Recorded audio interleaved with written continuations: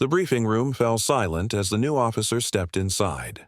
Her uniform was simple, pressed, spotless, yet stripped of the glittering ribbons that adorned everyone else. No one recognized her, and that was exactly how she wanted it.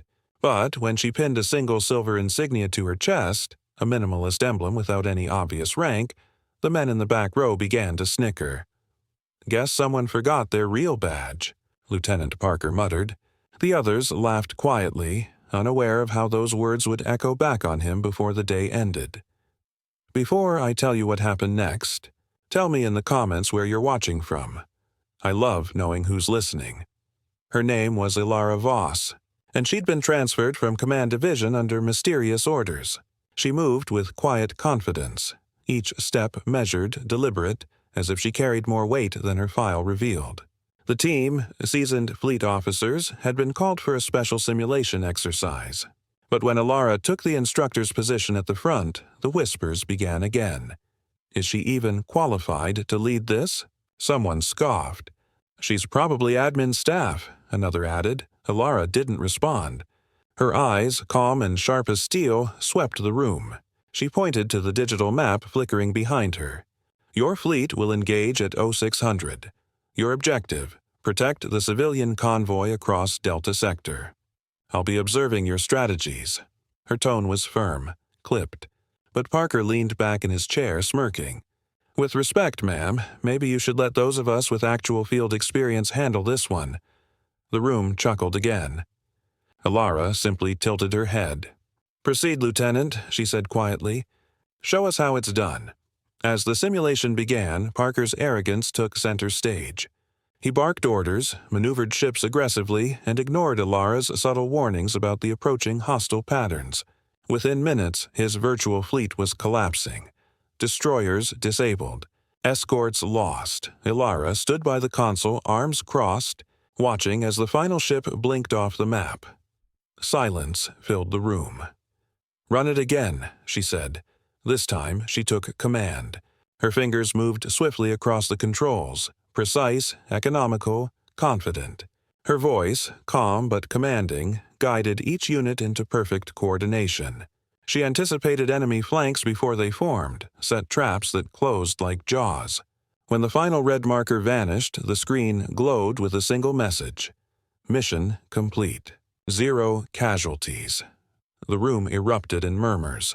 Parker looked stunned. That wasn't luck," he muttered. Elara's gaze flicked toward him.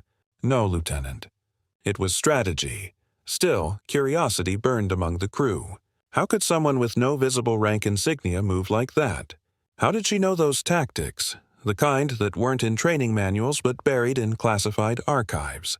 When the session ended, she walked past Parker. He stopped her.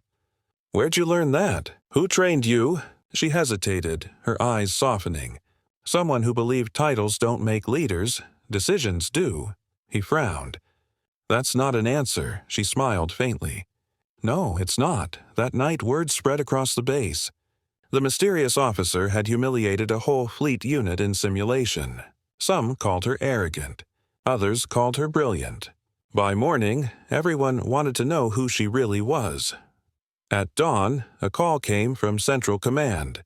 The Admiral himself requested her presence. The entire unit assembled in formation.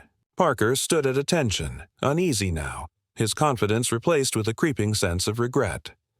The Admiral entered, eyes scanning the lineup before landing on Elara.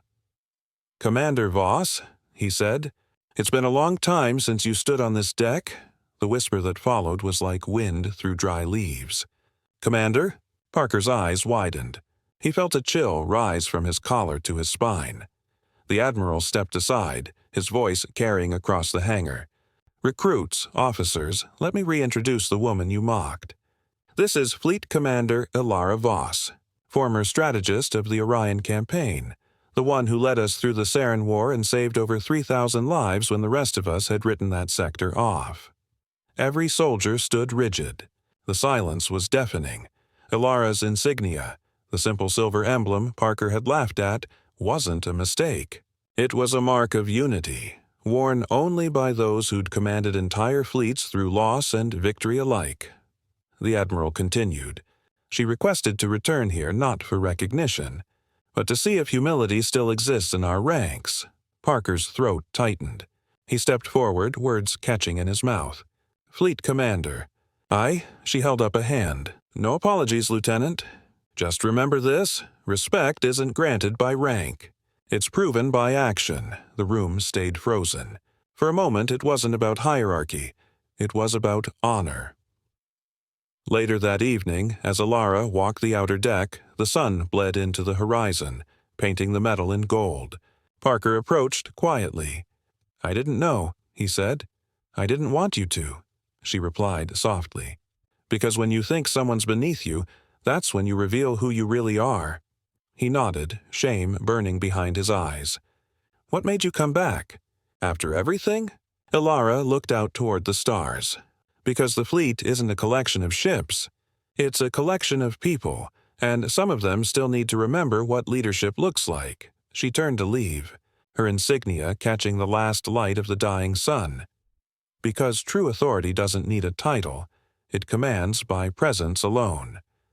And as the night settled over the base, the laughter that once mocked her insignia was gone, replaced by something deeper, respect born not of fear, but of understanding, because kindness doesn't vanish. It waits, and it finds its way back, the same way a hidden insignia shines brightest when the light finally finds it. If this story inspired you, tell me in the comments what true leadership means to you, and don't forget to subscribe to Whispered Words, where every story reminds us that respect isn't demanded. It's earned.